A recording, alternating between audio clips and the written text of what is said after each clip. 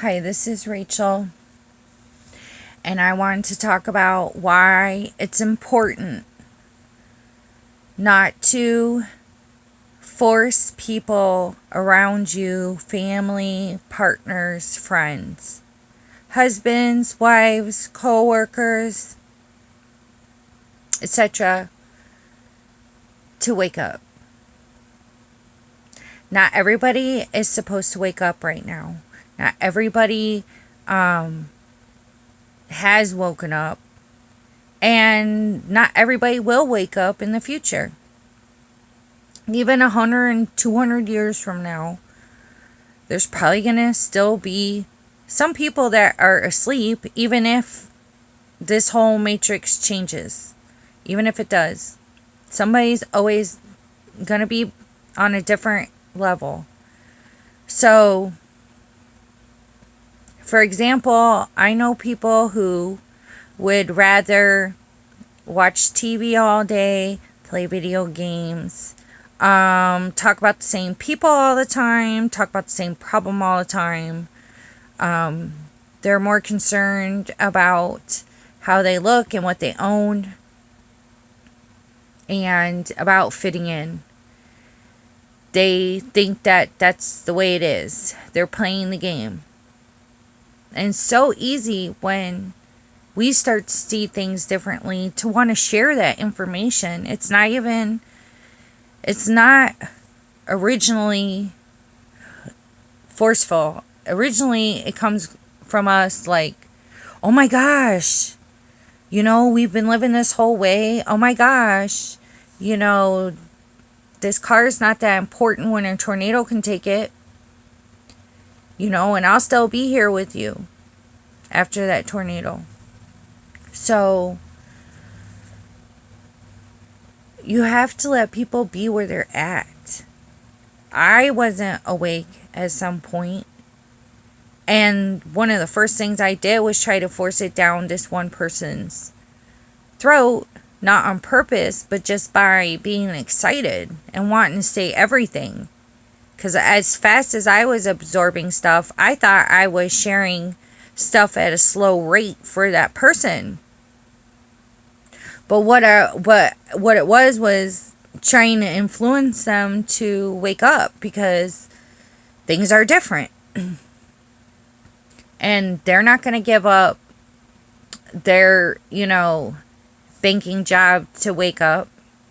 They're not going to give up fancy cars to donate money to save the world.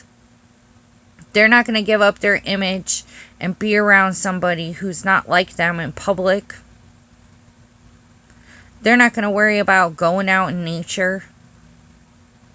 When they have a vacation, it's stressful. They come back from vacation like they never had one. Like, they're more tired. Yeah, they had a vacation, but they're more tired. They're exhausted. What's the point of the vacation? You're supposed to come back relaxed and relieved. So they're not going to give all that up. All the games, they're not going to give all that up. They're not going to see it your way. Somebody organized is not going to understand somebody who's not. Somebody who doesn't communicate is not going to understand somebody that communicates about everything. So don't force it. Because we don't know what kind of effect that's making when not everybody's supposed to wake up. And I understand, like, you could be married to somebody that wants to stress out about the butter and all they want to do is talk about the dang muffins. The thing is, they don't want to spend that half hour the muffins are cooking with you doing anything, because they want to talk about the dang muffins they're cooking anyway. They're still cooking. So I'm not sure really how to make an example out of this. They might think it's important to blow you off because they're around a group of people that are all in the 3D world, which is, the 3D world is like our physical senses, what we can see and feel and stuff. And they rely on that, where we are more in a spiritual realm, where it's more feel and intuition and visions, stuff like that, powers.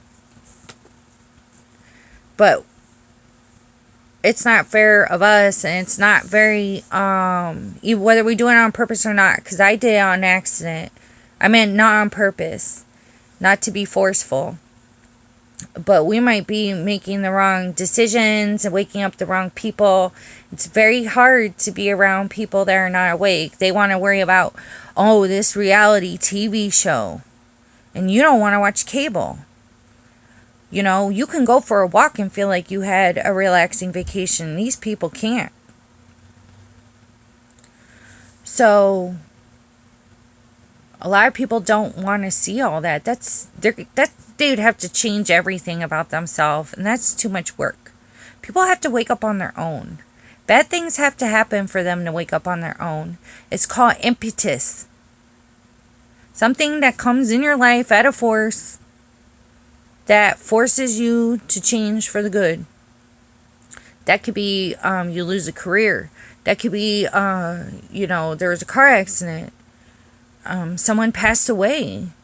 It's going to take something that shifts the way that their world is running, where it's going, for them to even take the time to look at themselves.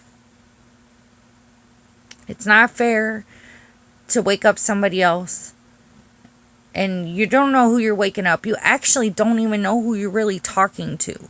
You can know someone their whole life, and all of a sudden you find out they're a spy and they got 10 wives in Utah. I'm not trying to be rude. But the point is, they could be part of maybe an oath, to one of these groups and stuff. And what if it's somebody that is going to turn around and say something and then turn around and they're going to keep their eye on you? Plus there's a lot of people that are under oaths where they're kind of in a daze. And if they see anything different or threatening, guess what? They're going to let people know. Like back in the witch trials, back when people were calling each other witches and killing each other for it. Just because you're different or something like that. Even people that had seizures. So just leave them alone. The way to influence them is just to do good for yourself and do the stuff for yourself. When they start questioning stuff is when you can offer it. That's when they're ready, is when they question it. Why don't you watch cable TV? Why don't you have a favorite show on cable TV? I don't understand. And you can say whatever. Say, well, I don't really feel connected. Or you could say, it really seems like it's the same stuff. You can say, well, I think there's a lot of symbolism in it, and I don't like it. In the images, and I don't like it. You could say, the world's so much more than that TV series. You could say, I'm not going to listen to all the drama on that show because I don't need that energy in my life. Why don't you watch scary movies? Why don't you do this? Why don't you do that? Say, I'm sensitive to it, and when I see it happen, it feels like it's happening to me or that I'm there. And I don't like it. So I'd rather feel funny energy or a thriller or something like that, but I don't want to watch people getting hurt because it hurts me. So there's ways to offer it up, like, if they complain about their vacation and stuff and whatever, then like the next day or something, be like, hey, you know what? There's a park like 7 minutes from here. There's a park 3 hours from here. Whatever it is. Hey, let's go there. And you can show them what it's like, what it can be like, and how they can relax and make that connection. Um, if somebody has a certain religion, you can always, use that as a reference to their faith and belief. We don't have to say, oh, well, you know what? There's no God called, wood. There's no God called wood. So I'm not going to talk to you. Or if I talk to you, I'm just going to try to talk about how God is not wood. Or whatever the name would be. We could just use their faith like, oh yeah, that faith shows how deep of a person you are and how connected you are. We don't have to be like, oh well, whatever, I'm not sure. But, and then when it comes to, excuse me, when it comes to material stuff, they like something you have, you could be like, oh, I got this for $2, or I got this at the thrift store, or at Walmart. And they can see that you look just as good how you know how to dress without making a big deal about it. They could see you donating or helping people, buying people dinner, stuff like that, trying to make a connection with the world, trying to make a difference. Instead of saying you never give, you never donate, you don't care, you're Scrooge. Well, you know what? Somebody had to show Scrooge too. People have a change of heart. So we need to just let them be half asleep, be asleep, whatever. Hopefully, like, they would wake up at some point, in your life as well, so that you can be with each other on that journey. But I wouldn't worry about how other people seem dumb, or how it seems like they don't understand how everything fake is on a pedestal and important. You know what? It wasn't even like this before. It was not like this before. So people used to work harder and think the roles used to be different. And I'm not saying those roles should have stayed the same, but I am saying that it went from it being a certain way to an extreme. So anyway, if it bothers you that somebody around you is not awake, just focus on a hobby or sharing the information, writing it down with somebody who's ready, or save it for yourself for a different day. You can, do a video diary, whatever you want. Or what I would do is try to go places where there's people similar to you. So like, go to a store where they sell spiritual stuff, or go to a psychic event, or go to an outing at somewhere. Just go somewhere where there's people similar. Go take a $50 class at the college about something that has something similar. Go to a lecture. You'll meet these people. And then you can evolve from there. You can meet people on YouTube, send them emails and stuff. Like, you can help people on their journey, but it has to be the right people that are ready. I'm not gonna go swimming when I have all my clothes on, because I'm not ready.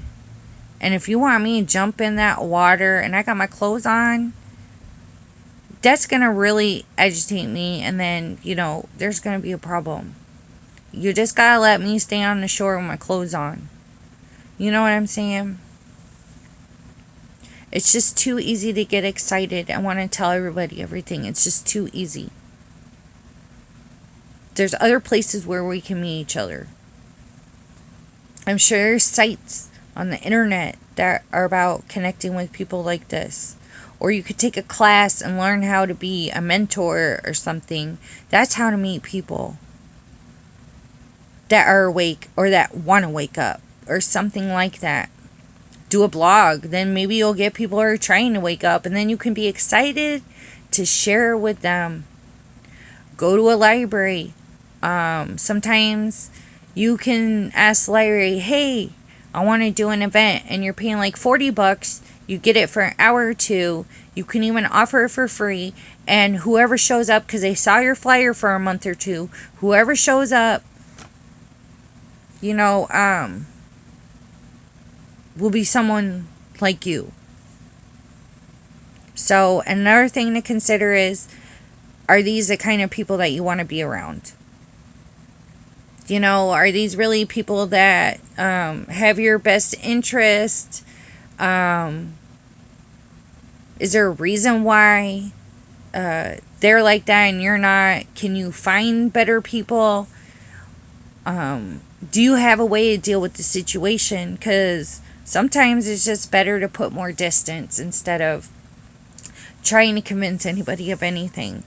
And I wouldn't want someone to harass me about what I'm doing if I want to be alone or go in the woods or whatever. So don't harass them too.